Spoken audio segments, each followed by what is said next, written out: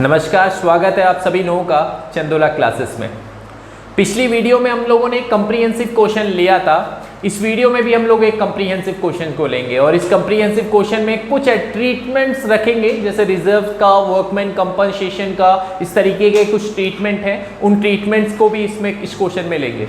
तो अब हम लोग एक दूसरे क्वेश्चन के साथ स्टार्ट कर लेते हैं। ये भी टी.एस. ग्रेवाल का क्वेश्चन है और आपके पास ये क्वेश्चन अभी आपकी स्क्रीन में आएगा। इसका एक स्क्रीनशॉट ले लीजिएगा ताकि आपको क्वेश्चन बाद में देखने में आसानी रहे। तो क्वेश्चन आपकी स्क्रीन में है, ठीक है। तो ये क्वेश्चन है, X and Y who are partners sharing profit and loss in a ratio of 5:3। X और वाई ये दोनों पार्टनर्स हैं जो अपने प्रॉफिट को 5:3 में डिस्ट्रीब्यूट कर रहे हैं। उसके बाद इसने कहा ऑन 1 अप्रैल 2021 उनकी बैलेंस शीट जो है वो हमारे पास दे रखी है। देखिए लायबिलिटीज साइड में आपके पास दे रखा है, एक्स की कैपिटल दे रखी है, वाई की कैपिटल दे रखी है, जनरल रिजर्व दे रखा है, ईपीएफ दे रखा है, एम्प्लॉयज प्रोविडेंट फंड, ठीक है। उसके बाद वर्कमैन कंपनसेशन रिजर्व दे रखा है, सन्ड्री क्रेडिटर्स दे रखा है। देखिए हम लोग इसमें जनरल रिजर्व के बारे में हम लोग को जानते हैं, हम लोगों ने उसका ट्रीटमेंट भी देखा है। और वर्कमैन कंपनसेशन रिजर्व पे एक सेपरेट वीडियो मैंने बताई थी कि किस तरीके से वर्कमैन कंपनसेशन रिजर्व का ट्रीटमेंट हम लोग देख सकते हैं। एक और चीज इसमें दे रखी है, एम्प्लॉयज प्रोविडेंट फंड। बड़े लोग इसमें कंफ्यूज होते हैं कि यार क्या है इसमें, किस तरीके से ईपीएफ का ट्रीटमेंट होगा। बेटा ईपीएफ का ट्रीटमेंट सिर्फ सेम वैसे ही दो जैसे आप क्रेडिटर्स या किसी नॉर्मल लायबिलिटीज का देते हो। कोई ज्यादा ट्रीटमेंट नहीं है, कोई अलग से ट्रीटमेंट ईपीएफ का नहीं होता है। आपका नॉर्मल सा ट्रीटमेंट होता है, जैसे आप बाकी लायबिलिटीज का ट्रीटमेंट देते हो वैसे ईपीएफ का भी ट्रीटमेंट आप लोग देंगे। ऐसे एसेट में देख रहे हैं तो गुडविल है, मशीनरी है, फर्नीचर है, डेटर्स है, स्टॉक है, बैंक है, एडवर्टीजमेंट सस्पेंस अकाउंट दे रखा है जिसको हम लोग डेफर्ड रेवेन्यू एक्सपेंडिचर भी बोलते हैं। तो ये हम लोग जानते हैं। इसका भी मैंने आपको ट्रीटमेंट ऑफ रिजर्व जब मैं पढ़ा रहा था तो डेफर्ड रेवेन्यू एक्सपेंडिचर के बारे में मैंने आप लोगों को बताया था। तो चलिए इस क्वेश्चन को स्टार्ट कर लेते हैं। उसके बाद एडजस्टमेंट में आपके पास है, on the above date they decide to change their PSR in 3:5। पहले 5:3 था, ये ओल्ड है। न्यू रेशियो है 3:5, 3 और 5 में बांट रहे हैं, ये न्यू रेशियो है। चलिए ठीक है। उसके बाद इन्होंने बोला हुआ है and agreed upon the following, goodwill is valued on the basis of 2 year purchase of average profit of last 3 year. Goodwill जो है वो 2 ईयर परचेज पे निकलेगा, पिछले 3 साल के एवरेज के, ठीक है। ये हम लोग जानते हैं, हम लोग गुडविल का चैप्टर हम लोगों ने पढ़ा है, एवरेज प्रॉफिट मेथड भी हम लोगों ने पढ़ा हुआ है। चलिए, the profit for the last 3 year ended 31 March 2019, 20 and 21, ये 3 साल के प्रॉफिट दे रखे हैं। 2019 का दे रखा है 7,500, 2020 का दे रखा है 4,000, 2021 का दे रखा है 6,500। उसके बाद दे रखा है machinery and stock be revalued at 45,000 and 8,000। Machinery जो है वो 45,000 का हो गया रिवैल्यूएट होके, और स्टॉक जो है वो 8,000 रुपीज का हो गया रिवैल्यूएट होके।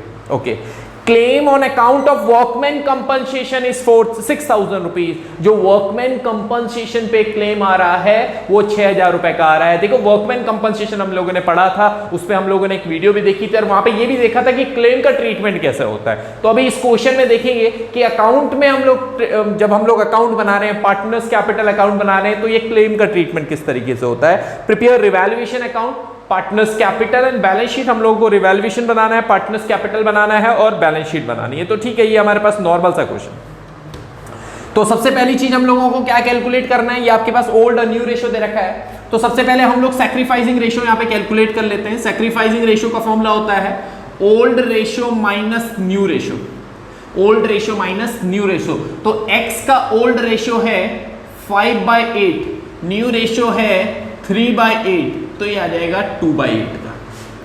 y का जो ओल्ड रेशियो है वो है 3/8, न्यू रेशियो है वो है 5/8, तो ये आ जाएगा -2/8 का। तो आपने देखा तो x जो है वो सैक्रिफाइस कर रहा है और y जो है ये गेन कर रहा है। ये आपके पास दोनों का है, ठीक है। अब इसके बाद हम लोग रिवैल्यूएशन अकाउंट को स्टार्ट कर रहे हैं, तो इसमें आ जाते हैं। रिवैल्यूएशन अकाउंट तो किस तरीके से होगा, देखिए इसमें कुछ एडजस्टमेंट दे रखी थी। क्या क्या थी वो एडजस्टमेंट? एडजस्टमेंट पहली थी कि आपके क्या गया, हाँ, पहला था कि मशीनरी और स्टॉक जो है वो 45,000 8,000 रुपीज का हो गया। तो मशीनरी 45,000 का हो गया। पहले कितने का था मशीनरी? पहले आपका मशीनरी जो था वो 38,000 का था और अब जो है वो 45,000 का हो रहा है, यानी मशीनरी की वैल्यू जो है वो बढ़ रही है। कितने की? 7,000 रुपीज की। तो आप यहां पे लिखेंगे क्रेडिट साइड पे, क्योंकि एसेट बढ़ती है तो आप यही लिखते हैं बाय मशीनरी अकाउंट और 7,000 रुपीज आप यहां पे लिख देंगे, 7,000 रुपए बाय मशीनरी अकाउंट 7,000। उसके बाद क्या था आपके पास?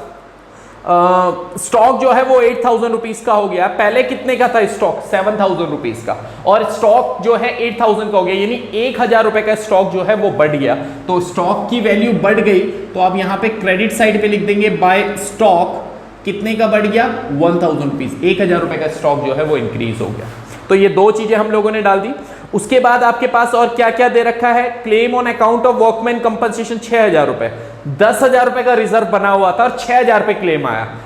देखो रिवैल्यूएशन अकाउंट में ना वर्कमैन कंपनसेशन सिर्फ एक बार आता है, ये ध्यान रखिएगा। सिर्फ एक कंडीशन पर रिवैल्यूएशन में आता है वर्कमैन कंपनसेशन। कब? जब आपका वर्कमैन कंपनसेशन रिजर्व से ज्यादा आ जाए क्लेम, यानी जैसे इसमें तो वर्कमैन कंपनसेशन 10 का बना रखा है, 10,000 रुपीज का, और क्लेम आया 6,000 रुपीज का, तो इसमें कोई दिक्कत नहीं है। पर अगर वर्कमैन कंपनसेशन रिजर्व 10,000 का ही होता और उस पर जो क्लेम आता वो 10,000 से ज्यादा आ जाता, तो आपको वो लायबिलिटीज क्रिएट करनी पड़ती है। अदरवाइज यहां पे कोई दिक्कत नहीं है। तो ये दो ही एडजस्टमेंट है। तो यहां पे रिवैल्यूएशन अकाउंट को क्लोज कर लेते हैं। 7 और 1 8,000 रुपीज है, 8,000 रुपए।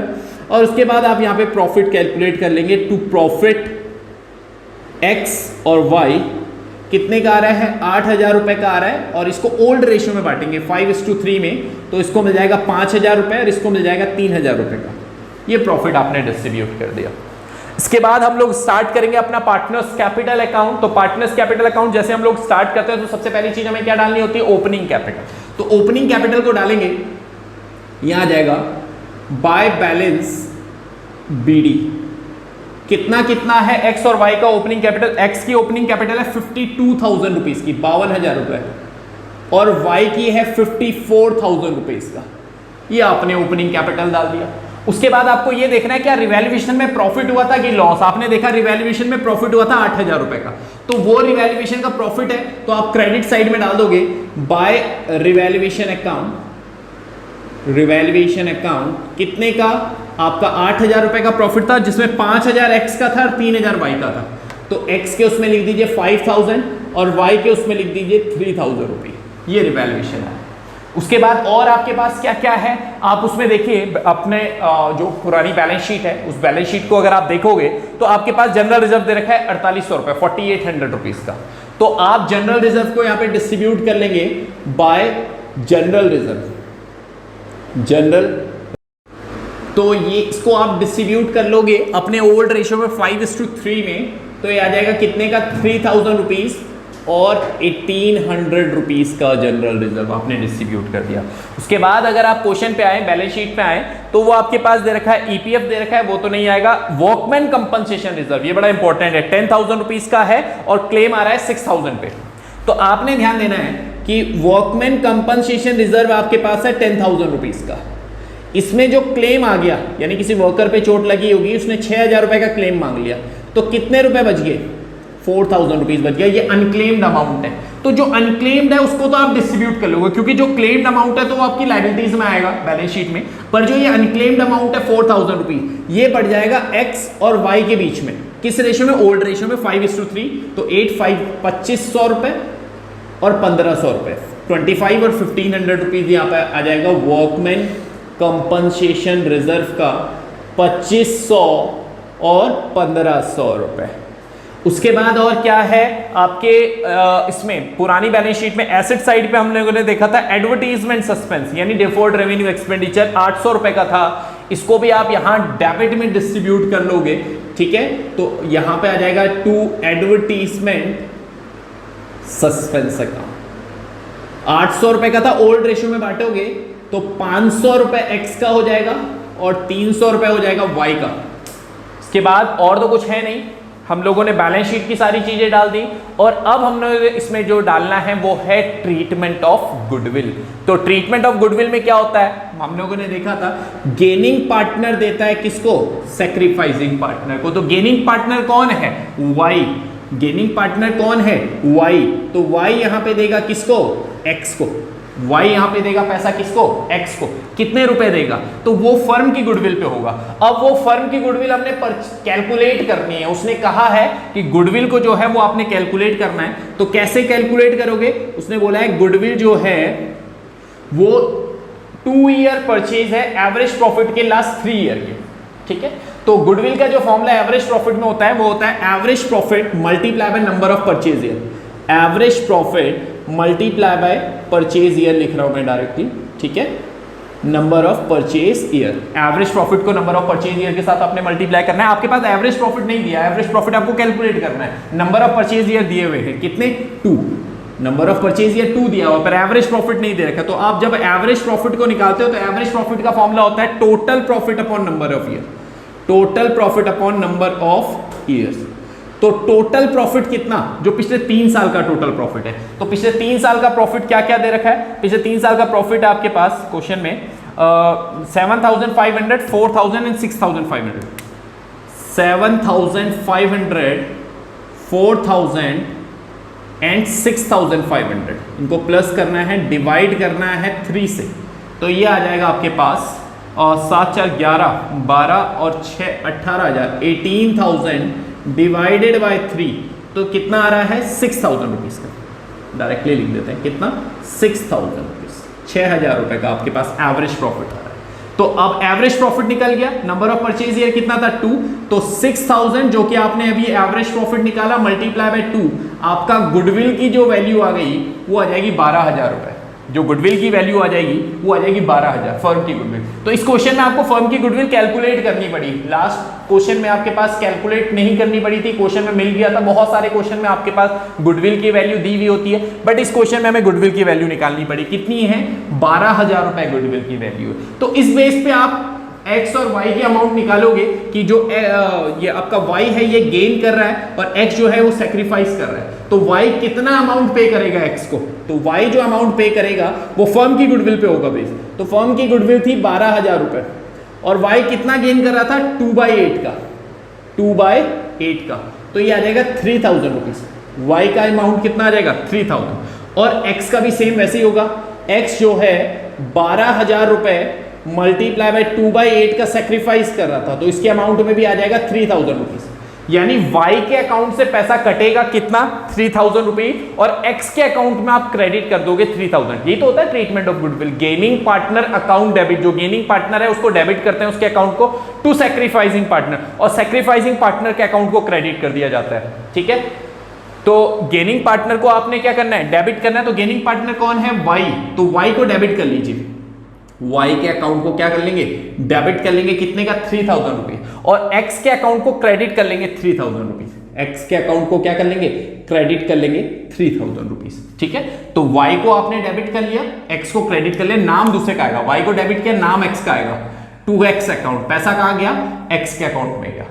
अब x के अकाउंट को आपने डेबिट किया, नाम y का आएगा कि ये पैसा कहां से आया, y के अकाउंट से आया, ठीक है। अब इसमें आप देखेंगे बैलेंस शीट में आपके पास जो एसेट साइड है उसमें सबसे ऊपर आपके पास दे रखा है गुडविल, इसको हम कहते हैं ओल्ड गुडविल, ठीक है।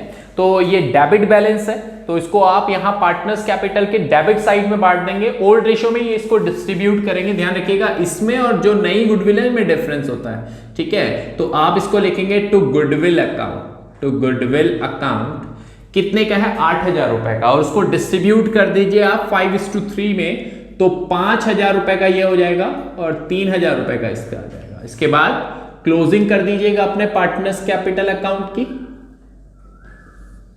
तो ये आपके पास हो जाएगा 52 और 557, 60, 63, 65,500 रुपीज का, 65,500, और आप इसको माइनस करोगे तो 60,000, 60,000 रुपीज आ जाएगा।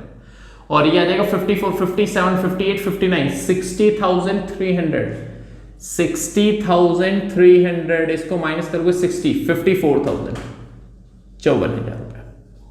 यहां पे आ जाएगा 2 बैलेंस CD 60,000 एंड 54,000। तो ये आपके पास पार्टनर्स कैपिटल भी कंप्लीट हुआ। इसके बाद हम लोगों ने बनाना है बैलेंस शीट। तो बैलेंस शीट को बना देते हैं और बैलेंस शीट में लायबिलिटीज में सबसे पहले आ जाता है कैपिटल। कौन सा? जो अभी आपने कैलकुलेट किया है एक्स और वाई का, कितना? 60,000 रुपए एक्स का है और 54,000 रुपीज वाई का है। तो 6 5 11 1,14,000 रुपीज, 1,14,000 रुपए। इसके अलावा आपको ये देखना है कि क्या क्या है उसमें, मतलब बैलेंस शीट में आपके पास क्या क्या दे रखा है। तो अगर आप देखो तो जनरल रिजर्व दे रखा है आपके पास, जो कि आप बांट चुके हो तो उसको आप यहां पे नहीं लिखोगे। इसके अलावा एम्प्लॉयज प्रोविडेंट फंड है ईपीएफ, उसको आप यहां पे लिख देंगे।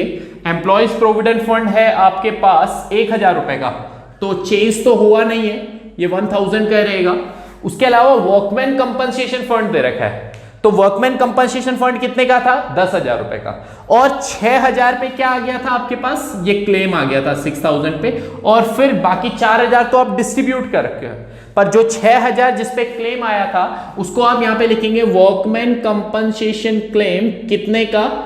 6,000। जो क्लेम्ड अमाउंट है उसको आप लायबिलिटीज में डाल देते हो। इसके अलावा आपके पास क्रेडिटर्स है, कितने के? 5,000 रुपए के, 5,000 रुपीज के क्रेडिटर्स है। तो क्रेडिटर्स को देख लेते हैं, 5,000 रुपीज के क्रेडिटर्स, क्योंकि चेंज तो हुआ नहीं है क्रेडिटर आपके पास, तो उतने का ही रहेगा। एसेट साइड पे आओ तो एसेट में आपके पास सबसे पहले गुडविल था जो डिस्ट्रीब्यूट हो चुका है, फिर आप यहां लिखेंगे नहीं। मशीनरी है 38,000 रुपीज का, और आप यहां देखो 38 का पहले से था, 7,000 रुपीज का मशीनरी की वैल्यू बढ़ रही है, तो मशीनरी जो है वो 45,000 रुपीज का हो गया। मशीनरी जो है वो 45,000 रुपीज का हो गया है। इसके अलावा आपके पास है फर्नीचर, कितने का? 15,000 रुपीज। तो पहले से तो कोई फर्नीचर है नहीं, मतलब चेंज तो हो नहीं रहा है, पहले से 15,000 रुपीज का है, चेंज तो आपका कोई फर्नीचर हो नहीं रहा है, तो आप यहां पे लिख देंगे फर्नीचर और 15,000 रुपीज का ही रखेंगे, कोई चेंजेस नहीं आएंगे। इसके अलावा डेटर्स दे रखे हैं 33,000 के, इसमें भी कोई चेंज नहीं है। डेटर्स जो हैं वो 33,000 रुपीज का है। और इसके बाद आपके पास है स्टॉक 7,000 रुपीज। स्टॉक जरूर बढ़ रहा है आपका, 1,000 रुपए का स्टॉक जो है वो बढ़ रहा है। तो पहले 7,000 रुपीज का था और अब बढ़ रहा है 1,000 रुपए का, तो स्टॉक की वैल्यू 8,000 रुपए हो जाएगी। इसके अलावा बैंक दे रखा है 25,000 रुपए का, 25,000 का, तो बैंक की वैल्यू चेंज तो हुई है नहीं, तो बैंक की वैल्यू उतनी ही रहेगी 25,000 रुपए। और इसके बाद एडवर्टीजमेंट सस्पेंस अकाउंट दे रखा है, जो कि आप पार्टनर्स कैपिटल के डेबिट साइड में डिस्ट्रीब्यूट कर चुके हो, तो उसको भी नहीं लिखोगे। इसके बाद आपने क्या करना है? क्लोजिंग कर दीजिए बैलेंस शीट की, और देखना है कि दोनों साइड आपके इक्वल होना चाहिए। तो 1,14,000 plus 1,000 plus 6,000 plus 5,000 is equal to 1,26,000, 1,26,000 रुपए। तो उस साइड को भी देख लेते हैं। 45,000, 15,000, 33,000, 8,000 रुपीज और 25,000 इक्वल्स टू 1,26,000, 1,26,000 रुपए का ये भी हो रहा है। तो दोनों साइड आपकी इक्वल आ रही है। तो ये था आपके पास change in profit sharing ratio का दूसरा एक कॉम्प्रिहेंसिव क्वेश्चन हम लोगों ने लिया था। इसके बाद वाली वीडियो में हम लोग बात करेंगे एडमिशन ऑफ पार्टनर चैप्टर की। तो मिलते हैं अपनी नेक्स्ट वीडियो में। Till then good bye.